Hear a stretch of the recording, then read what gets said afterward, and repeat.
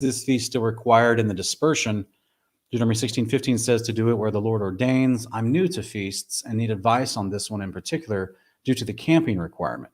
Okay, so this is a situation where you're supposed to, when there's an ordained temple, they would have the father encouraged everyone to meet in Jerusalem where that temple was, and they would camp out in the booths for the week because there's not enough actual place, there's not enough hotels for all the tribes in Israel to collectively gather. So they would just line the booths up in all the thoroughfares and all the streets and all the sides, anywhere where there was a rooftops, anywhere there was a place.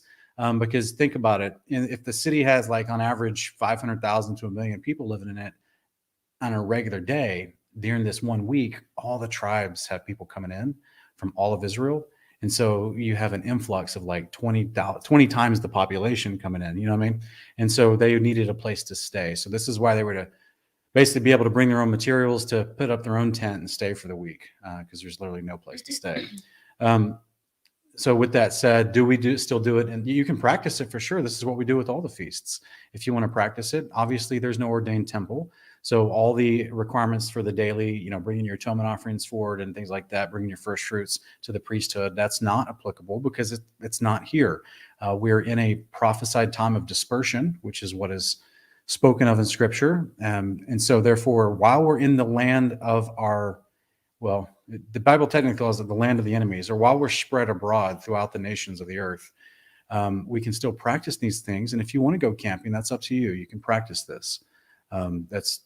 We would encourage you to practice it to the best of your ability. But ultimately, this is a feast of booths, meaning that it's also called tabernacles or Sukkot, so that it's symbolic of what we'll experience to receive our house, our booth that's prepared for us by the Messiah when the kingdom comes. So it's a beautiful time. But what would you like to say, Miss Pretty?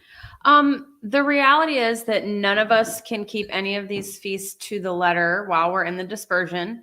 So the question of the wording of the question with the word required in there, it's kind of hard to address what's required, because everything that's required, like Sean said, for the actual gathering itself, we're required to be going to Jerusalem for that, to an ordained temple. We're required to bring forth sacrifices for these feasts. So the things that we are required by Scripture to do, we can't physically do them. So what do we do in the absence of those things that are required for us to go do the requirements? We follow the example of Tobit, and we honor these feasts in the ways that we're able to while we're in the dispersion. So for some of us, that means we're able to go join with others and camp for a whole week with others in a big organized Sukkot gathering. Some people aren't able to do those things. Sean and I have ended up not being able to go do camping out where we live. It gets way cold and snows early in the year. But every day, where we would build a little sukkah outside in our driveway, we're honoring the tradition. Our form of practicing. Yeah, it's our form of practicing this particular feast. And then, of course, on the Sabbath days for that 7 days, the first and the seventh day are Sabbaths. We don't work on those days. We treat those like we would a Sabbath. So do things that you can do, but a lot of what we're required to do, we actually can't do. So we need to be honest about that, especially with our apologetics with Christians in the churches. We need to be honest about the fact that we can't literally keep a lot of the requirements of all these feasts pretty much. So we're keeping them in dispersion. We're honoring them.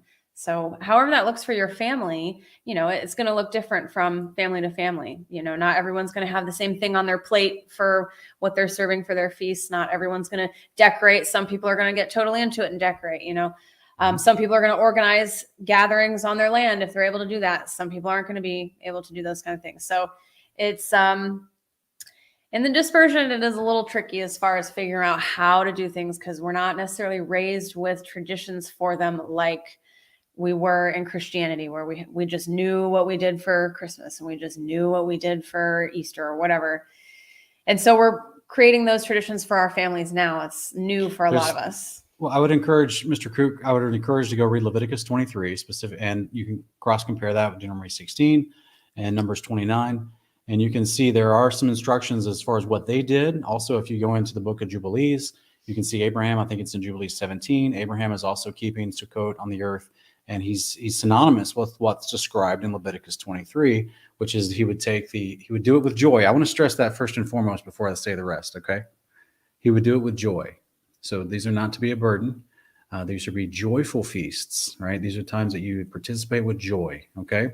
But every day he would take, when he was a priest, though. Remember, Abraham was a priest. There's a context there. You and I are not priests.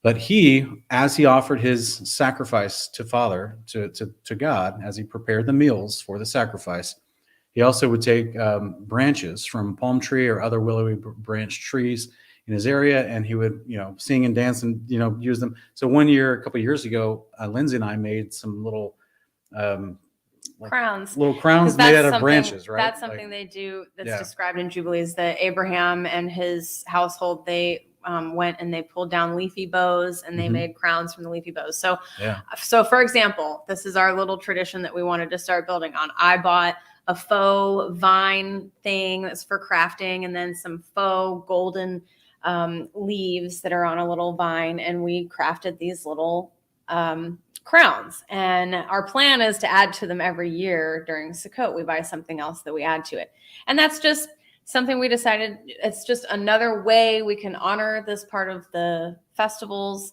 Another thing that we've decided we're going to do is we're going to have lamb for all of our feasts. We always get lamb. That's our special meat for the feast. But I'm going to be having Sean grill the lamb out over charcoals instead of, because a lot of times I'll cook them up on a skillet. Like that's my thing, the cast iron. And for me, that's kind of the only way to cook steaks. But we want to honor the concept of the priests cooking their offerings over flames. And so one of our traditions that we're starting is Sean, the man of the house, is going to be the one grilling the meat for our feasts. So just little things like that is how we personally try to honor these feasts while we are dispersed and unable to keep a lot of the letter.